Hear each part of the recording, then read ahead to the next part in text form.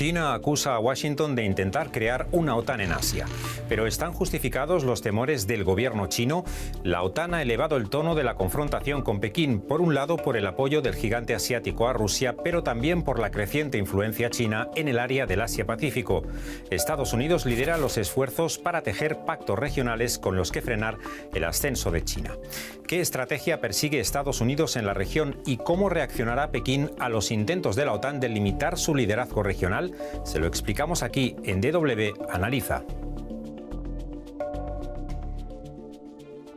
La Alianza Atlántica celebró recientemente su 75 aniversario con una esperada cumbre en Washington. Una vez más, la agenda estuvo marcada por la guerra en Ucrania. Los socios de la OTAN ratificaron su apoyo a Kiev, comprometiéndose a enviar 40.000 millones de euros en ayuda militar el próximo año. Pero el encuentro sirvió también para lanzar una dura advertencia a China. En la declaración final de la cumbre, los aliados de la OTAN acusaron a Pekín de desafiar los intereses, la seguridad y los valores de la alianza. El texto muestra la preocupación por la creciente asociación estratégica entre China y Rusia. La declaración va más allá y asegura que Pekín se ha convertido en un facilitador decisivo de la guerra en Ucrania con su apoyo a la base industrial de defensa rusa y advierte de las consecuencias para los intereses del gigante asiático. Sin duda, la pujante alianza entre China y Rusia genera malestar en Occidente. El pasado mayo, los presidentes de ambos países anunciaron una nueva era en las relaciones bilaterales. Occidente acusa a China de contribuir así al esfuerzo de guerra ruso en Ucrania, una acusación que Pekín califica de hipócrita.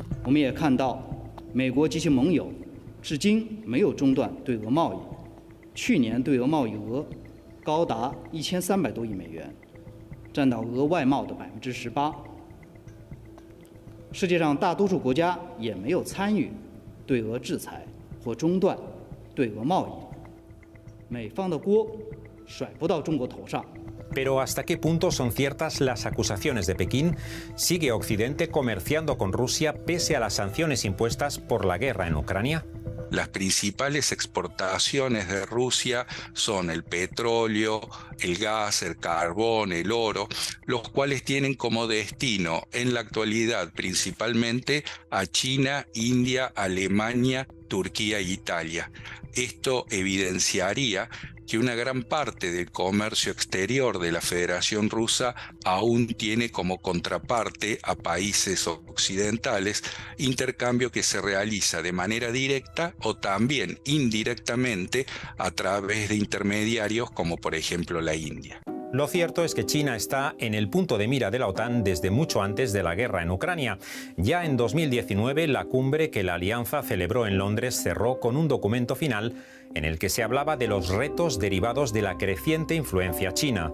Pero mucho antes de sumar a la OTAN a su objetivo de contener a China, Estados Unidos ya tenía a Pekín en el punto de mira. El ojo puesto en China está desde principios del siglo, incluso durante la administración Obama, se determinó el giro hacia el Indo-Pacífico y la determinación de la seguridad nacional en el Asia-Pacífico con los ojos puestos en China, buscando ejercer un cerco, un marco de contención estratégica para frenar la influencia y el crecimiento, la expansión de China en la región y en el mundo. ¿Pero se está extendiendo la OTAN hacia la región de Asia-Pacífico? Oficialmente, la alianza no puede incorporar a países asiáticos como miembros de pleno derecho. Es por ello que Estados Unidos lleva años tejiendo alianzas militares y de seguridad para contener el ascenso de China en la región. Es el caso del denominado Asia-Pacífico 4, el grupo que integran los 4 socios globales de la OTAN en la región: Australia, Nueva Zelanda, Corea del Sur y Japón. O la última iniciativa de Washington, el Grupo Squad, una alianza militar y de seguridad que forman, además de Estados Unidos, Australia, Japón y Filipinas. Los líderes de los socios asiáticos de la OTAN han participado en las 3 últimas cumbres de la alianza, una muestra más del creciente peso de la región en la estrategia global del bloque, una deriva que China contempla con inquietud.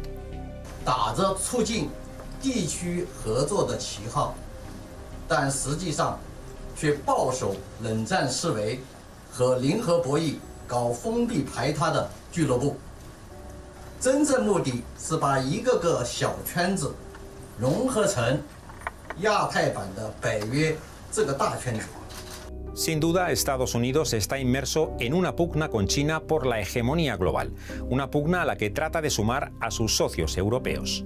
La potencia en declive, los Estados Unidos, buscando mantener una posición que ya no puede sostener, es lo que más está afectando los intereses políticos, económicos, sociales y de estabilidad de los países europeos. Estados Unidos está utilizando a Europa para intentar contener a Rusia y a China, y eso está resultando en un debilitamiento de los países europeos. En los últimos años, la presencia militar europea ha ido en aumento en Asia-Pacífico, con despliegues como el protagonizado por el Reino Unido en 2021.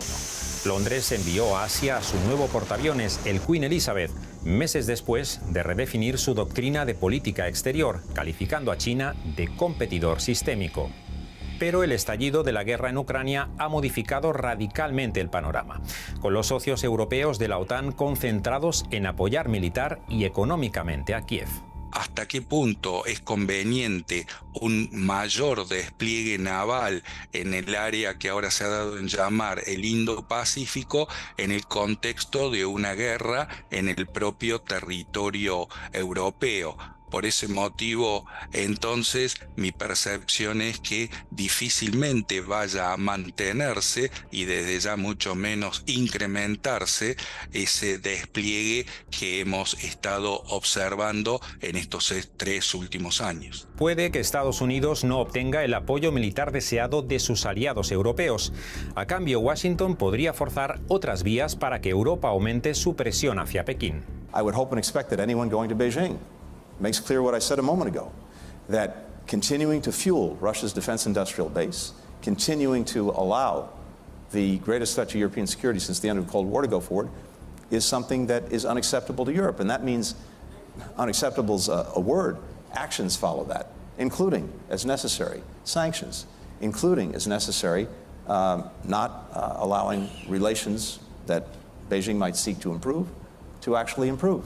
Pero ¿hasta qué punto puede permitirse Europa iniciar una guerra comercial con China? Las sanciones a Rusia por su guerra en Ucrania han golpeado duramente a las economías del continente. La respuesta dependerá de quién sea el próximo inquilino de la Casa Blanca. Una nueva presidencia de Donald Trump se traduciría en más proteccionismo y guerra comercial con China, pero no necesariamente en más presión a sus socios europeos. La guerra comercial con China, yo creo que un posible gobierno republicano la va a tratar de llevar en forma más, no diría independiente, pero más personalizada en los Estados Unidos. Y no creo, más allá de lo que por ahí anuncian en discursos, que haya una presión mucho más fuerte sobre los países europeos. Con o sin Europa, Estados Unidos está dispuesto a aumentar la presión sobre China. Para ello, Washington dispone de un cinturón de bases militares en la región que Pekín contempla como una amenaza a su área de influencia. La mayor parte del despliegue estadounidense se encuentra en Japón y Corea del Sur, pero incluye también a Filipinas, donde Washington prevé abrir nuevas bases, además de Singapur, Tailandia, Australia y Nueva Zelanda. En total, unas 400 bases, 300.000 soldados y el 60% de la Marina de Guerra. Washington cuenta además con el creciente apoyo de sus socios asiáticos, temerosos del ascenso de China a potencia regional. Es el caso de Japón. Tras décadas de pacifismo, Tokio ha disparado su gasto militar. El año pasado, el gobierno japonés aprobó un plan de 5 años por valor de más de 300.000 millones de dólares. Hasta el año 2027, el gasto en defensa pasará del 1 al 2% del Producto Interno Bruto. Sea como sea, focos de tensión no faltan. A los problemas en la península coreana hay que añadir la cuestión de Taiwán.